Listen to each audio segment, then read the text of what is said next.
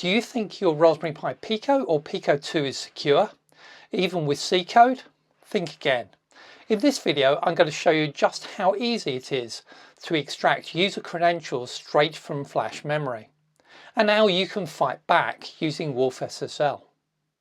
Hi, I'm John, your concierge to the world of the Raspberry Pi Pico, Pico 2, robotics, IoT, and all things tinker-worthy. If you love the clever hacks or my builds, then hit subscribe and join the community. On this RP2350 touch display board from Waveshare, I've built a really simple app where you enter the correct pin and you get a welcome message. The pin lives in flash memory, so available every time the unit reboots.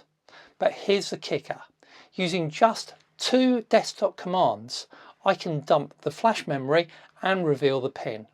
No fancy gear, no deep exploits, just Unix, Pico tools, and a little know-how. That was fast, right? Now let's flip the script and make this kind of attack way harder to pull off, with a little help from WolfSSL. If this video sparks ideas or helps your projects, consider dropping me a tip via the super thanks button or the link that's in the description. And don't forget to like the video and subscribe. Your support keeps these videos coming. This video is sponsored by WolfSSL. Have you ever tried to squeeze serious crypto into a tiny footprint? Yeah, me too. That's why I've been using WolfSSL and their WolfCrypt library. It's lightweight, fast, and built for embedded systems that don't have the luxury of a full-blown OS. At the heart of WolfCrypt is a suite of cryptographic hash functions. And whether you're verifying firmware integrity or holding credentials like in this video, these hashes are your digital fingerprints. Need to hash a firmware blob before boot? Easy. Want to verify a message in a constrained IoT node? Done.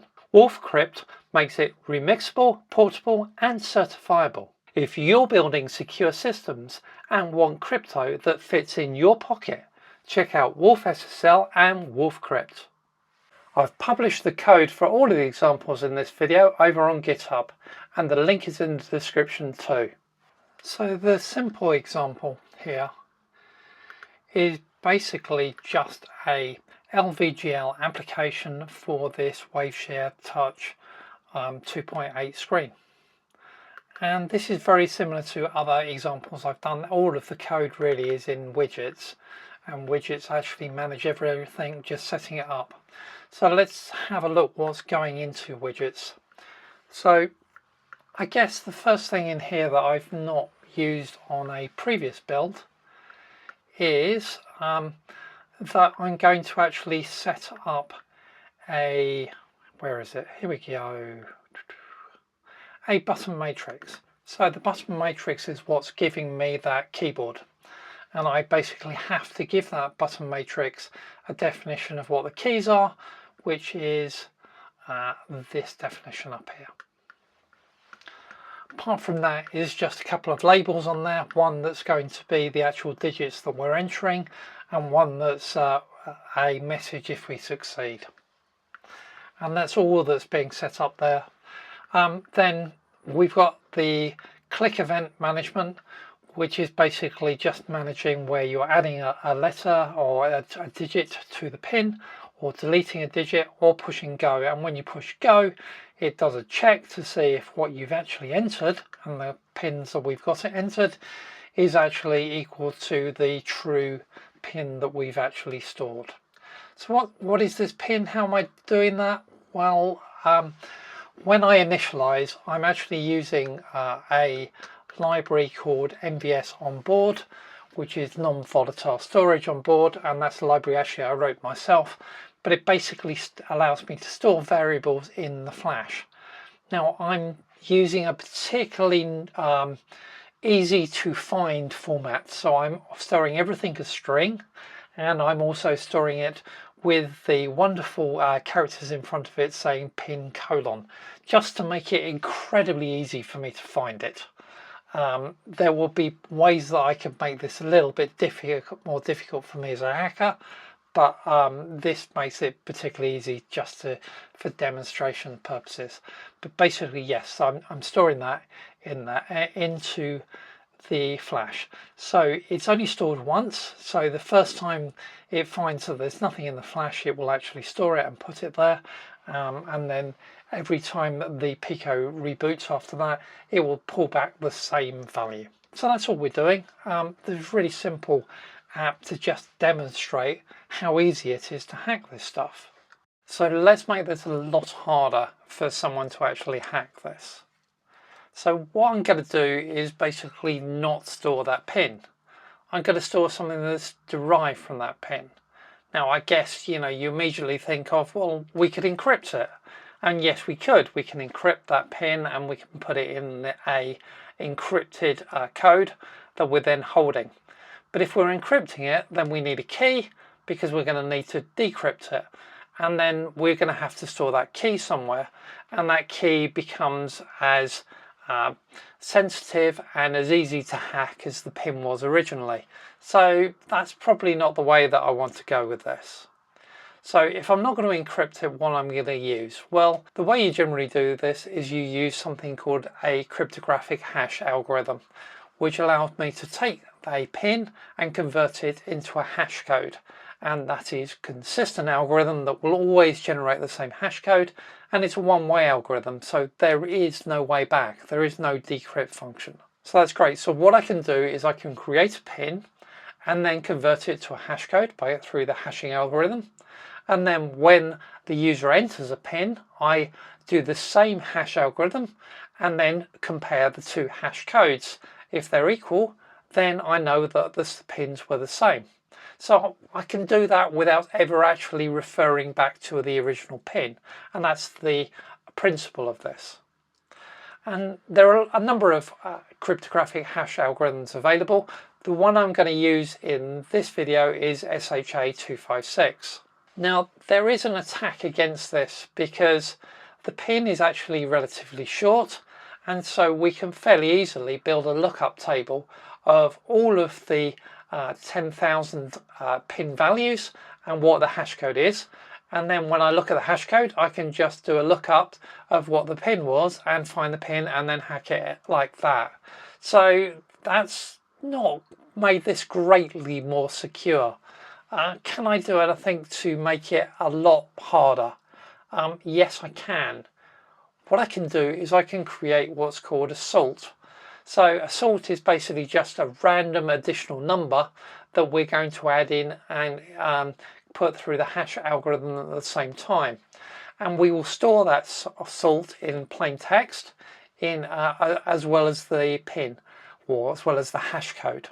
So we're storing the salt and the hash code so that we can always reuse that salt. The reason we're doing this is because we're now moving from having one lookup table to be able to hack this to having lots and lots of lookup tables, one for every possible value of salt.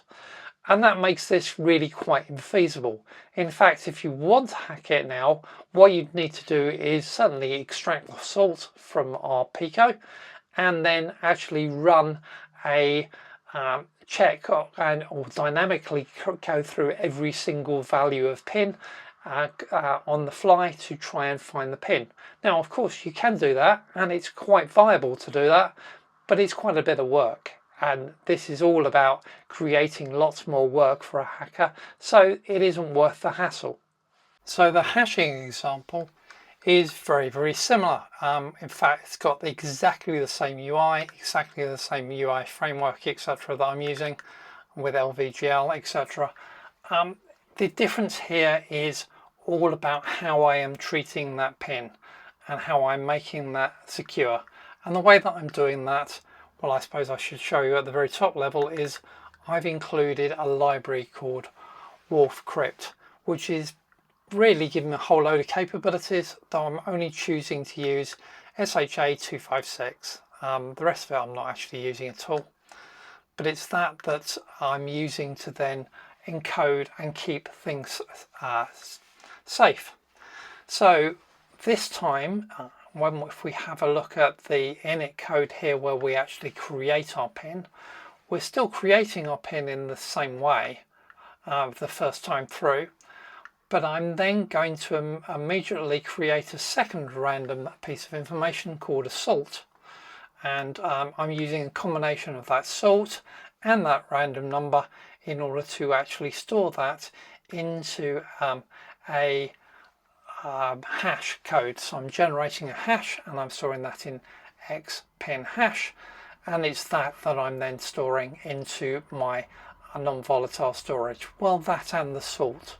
So my salt is actually just basically a 64-bit random number that I'm using the SDK's random number generator to produce, and the hash code itself, well, I'm using SHA-256 to produce that, and this function basically takes the pin code and generates a hash code.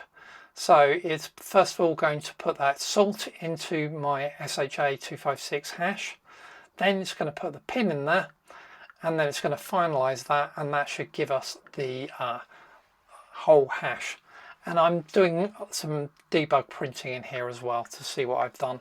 We need to do the same process then for both the generated hash pin and for the pin that's being entered. So when I enter the pin, when we push that go button, what I'm actually going to do then is generate a hash from what I've just typed in, and then I'm going to do a memory comparison between the two to see if they're the same, and if they are the same, then we found the pin. But actually, you see, I'm doing it without actually ever having a true copy of what that pin was. Once that pin was created the first time and generated in hash and stored, I've not actually seen it since then. So I'm very much using this hashed version all the time, and that's why this is more secure and makes it a lot harder for someone to find what that pin number is and then be able to actually hack and try to get access to the app. So the user experience is identical here. When we type in the right pin code, if I can type it in, we will get the found it message. If I type in a pin that's wrong, we will get the incorrect message. So user noticed nothing. The difference here is really when we try and hack it. So putting my Pico into boot cell mode, I can dump that segment of memory and I can look at what's there. And you see, now I'm just actually getting my hash code and my salt code. Now I've put some little markers ahead of each of those codes to make it really easy for me to find them, and I'm storing them as strings, which also makes them really easy for me to find them, but that's really for demonstration purposes. Actually, these would be a little bit more difficult to get access to if I actually stored them as true binaries within the flash. But as you see, we've got the hash and the salt. And what can I do with that? Well, actually very little. I'd have to basically then write an application and go through and do an exhaustive check of every pin in order to work out what the correct pin was to get onto the device. On the Pico and RP2040, this is about the only way I can actually secure that pin, certainly without using some external hardware.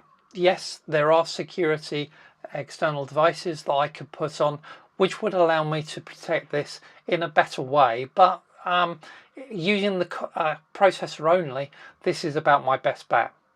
On the Pico 2 and RP2350 boards, which actually is what I'm using on this demo, yes, I have another option, because you see the flash memory on a Pico 2 and RP2350 can actually be split into partitions, and those partitions can be marked as secure, in which case they can be only accessed by a signed application and not able to be accessed via the single wire debug or via Pico tools. If you'd like to see a video with me showing how to do that though, do drop a message in the comments and I'll see what I can do. This is just one small attack example and one way to make it difficult enough that a hacker won't bother. Most security isn't about making things impossible. It's about making it hard enough that they won't take the effort. If you want to know more about how I stored first the pin number and then the hash code in Flash, then take a look at my videos on non-volatile storage. I'll put a link to them in the description. Or alternatively, there are also some videos on security. Take a look at those too. Thank you again for watching. If you enjoyed this video, then please do give it a thumbs up and make sure that you subscribe so you don't miss what's coming up next. And remember, there's a super thanks button and a link for tips in the description. They help me keep the lights on the channel and everything moving along. Catch you on the next video. Bye bye.